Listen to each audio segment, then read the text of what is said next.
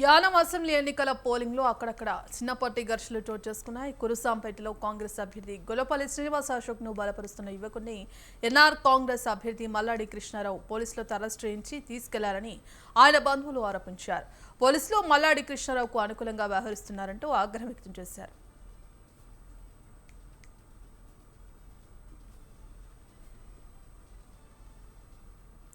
ఇదే అంశాలకు సంబంధించి మరిన్ని అప్డేట్స్ మా ప్రతినిధి నవీన్ రాజ్ లైవ్ ద్వారా సిద్ధంగా ఉన్నారు. నవీన్ రాజ్. Thank you.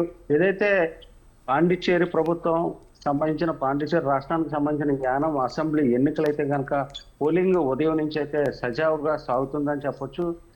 అక్కడక్కడ చిన్నపాటి ఘర్షణలు, చిన్న చిన్న తోపులాటలు మినహా పోలింగ్ అయితే కనుక చాలా ప్రశాంతంగానే జరుగుతుందని చెప్పొచ్చు.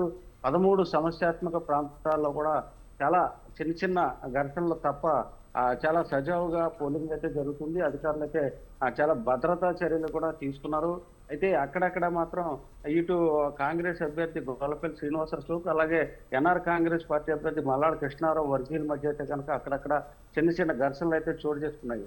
అంటే కురసంపేటకు సంబంధించిన ఒక యువకుడు అయితే మల్లాడి కృష్ణారావుకు వ్యతిరేకంగా అంటే అశోక్ అనుకూలంగా ప్రచారం చేస్తున్నారని చెప్పేసి అక్కడ కొంతమంది మల్లాడు వర్గీయులు అయితే కనుక ఆయన అయితే నిర్బంధించారు.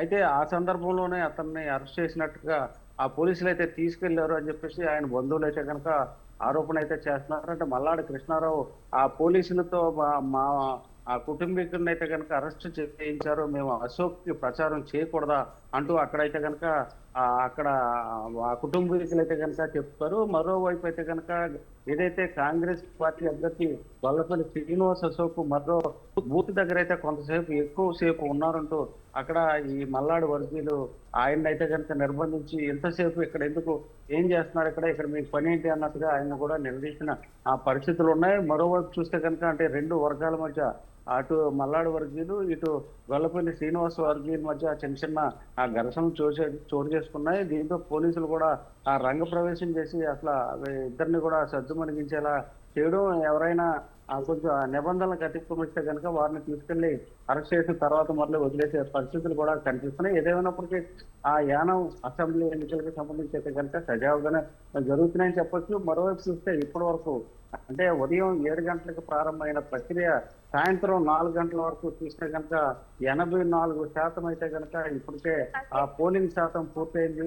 84.83% అయితే పోలింగ్ ఇప్పటి వరకు నమోదైన పరిస్థితి. ఉదయం 7 గంటల నుంచి 9 గంటల వరకు అయితే 16.6, అలాగే 9 గంటల వరకు చూస్తే 36%, ఆ తర్వాత 1 గంట వరకు చూస్తే 57%, ఇప్పుడు 4 గంటల వరకు చూస్తే కనుక 84.86% అయితే కనుక నమోదైంది. గత ఏడాది చూస్తే 92% నమోదైన పరిస్థితి ఉంది. ఈ ఏడాది కూడా దాదాపుగా అంతకంటే ఎక్కువ పోలింగ్ నమోదయ్యే అవకాశం ఉందని చెప్తున్నారు. అయితే ఇప్పటికే ఇటు గొల్లపల్లి శ్రీనివాస్ అశోక్ కావచ్చు, అయితే మల్లాడి కృష్ణారావు కావచ్చు, ఇద్దరు కూడా భారీగా అన్ని బూతుల్లోకి వెళ్ళి అక్కడ అసలు ఏం జరుగుతుంది ఏంటన్నది అయితే పరిస్థితులైతే సమీక్షించుకుంటున్నారు.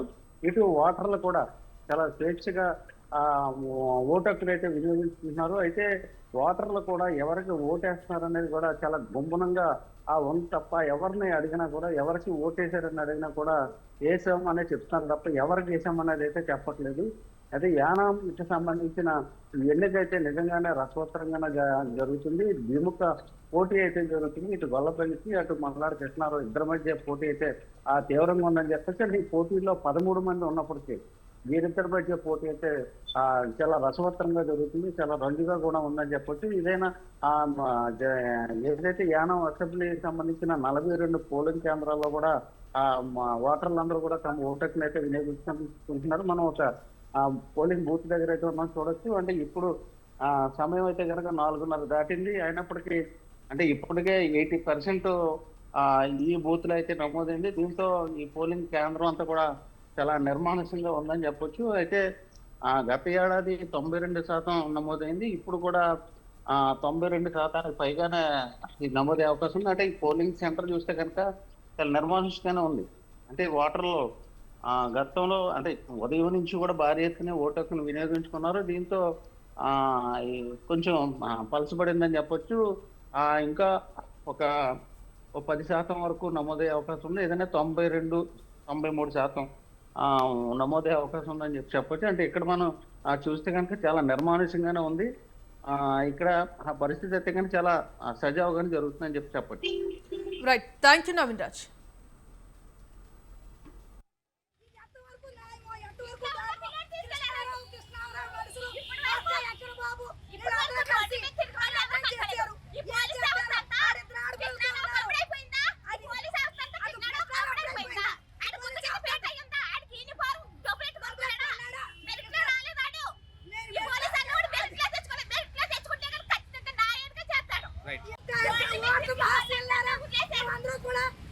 చేస్తున్నామని కక్షపూర్వకంగా ఆ పిల్లాడు నామశ్రీ నారాయణరావు గారు ఇంట్లో ఉన్న కుర్రాన్ని తీసుకెళ్ళిపోయారు.